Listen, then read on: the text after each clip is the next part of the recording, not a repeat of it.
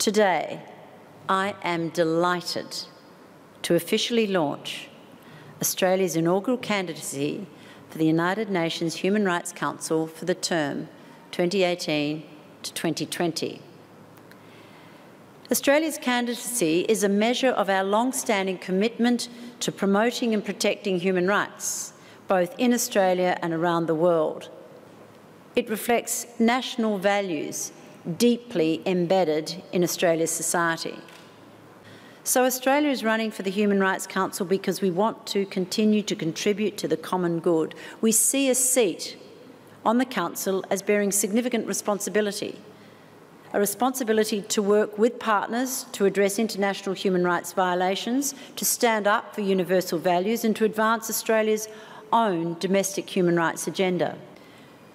We do not shy away from difficult issues. We recognise there's an unacceptably large gap between the opportunities afforded to Indigenous Australians compared to other Australians. The government is committed to closing that gap.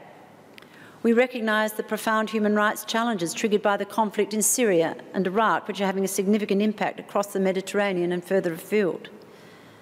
Australia will continue to play its part in protecting the most vulnerable people caught up in this conflict by providing an extra 12,000 places under our humanitarian program for permanent resettlement.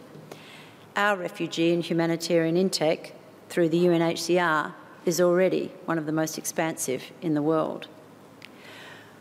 We live in a world that currently faces a larger number of simultaneous and protracted security and humanitarian crises than at any time since the United Nations was established. Now, more than ever, we need an effective international level of cooperation, and the Human Rights Council has a vital role to play.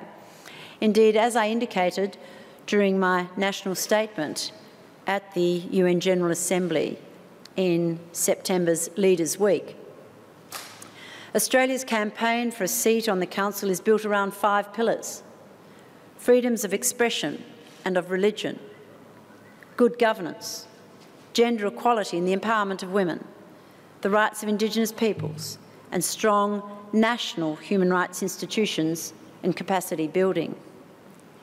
In focusing on these areas, Australia will bring to the Council the same principled and pragmatic approach that distinguished our term on the UN Security Council in 2013-2014.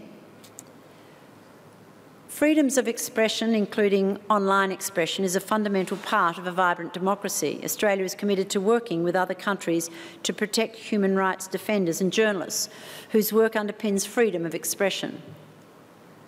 Religious freedoms are an important part of an inclusive and open society, as extremists seek more than ever before to distort religion for their own violent purposes. Good governance, the rule of law and strong institutions are the foundations of a functioning inclusive society. Australia supports partner governments in our region to strengthen accountability measures, improve public sector financial management and deliver services to its citizens. And this helps individuals access education and health services, get a job and participate in their communities.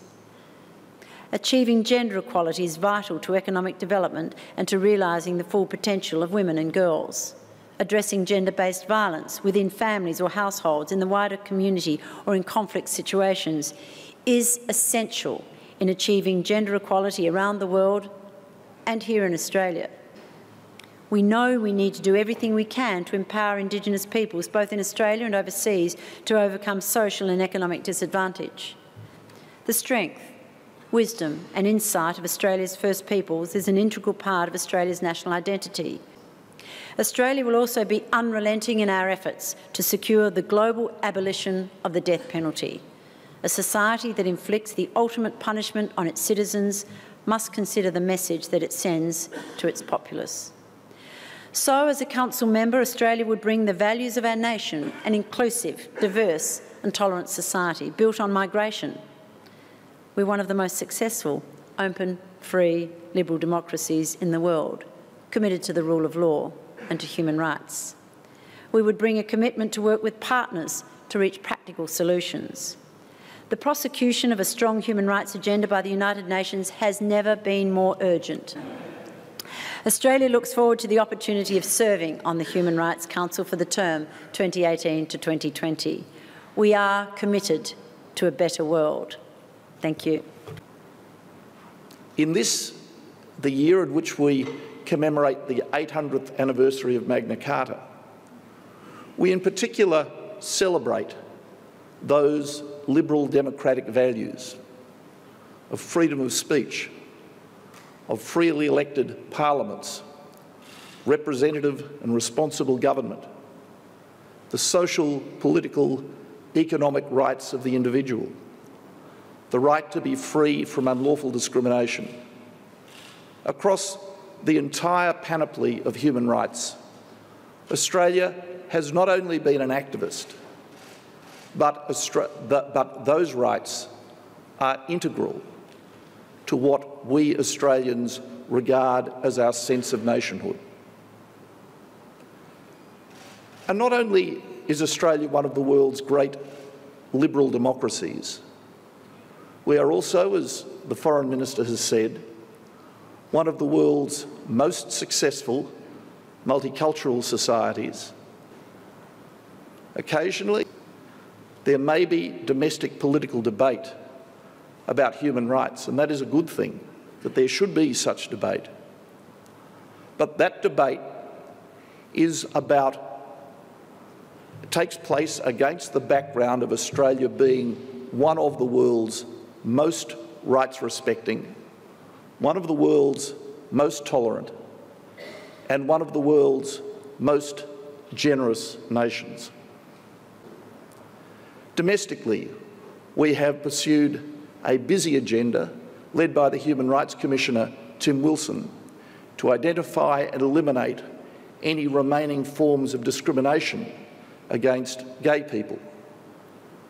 Led by Mick Gooder, we have engaged constructively with the Indigenous community, in particular to ensure that Australia's Indigenous people are empowered not only socially and politically, but also economically, so that the rights that they have in their land and in their property are real, realisable rights, not merely theoretical legal rights.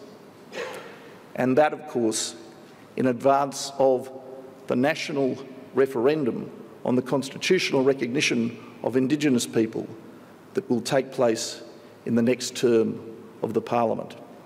Australia's candidacy to become a member of the United Nations Human Rights Council for the 2018-2020 term is the most natural thing in the world for a country which, at its core, is a nation built on a belief in and a commitment to the human rights of all, the human rights of all Australians and the human rights of all the peoples of the world.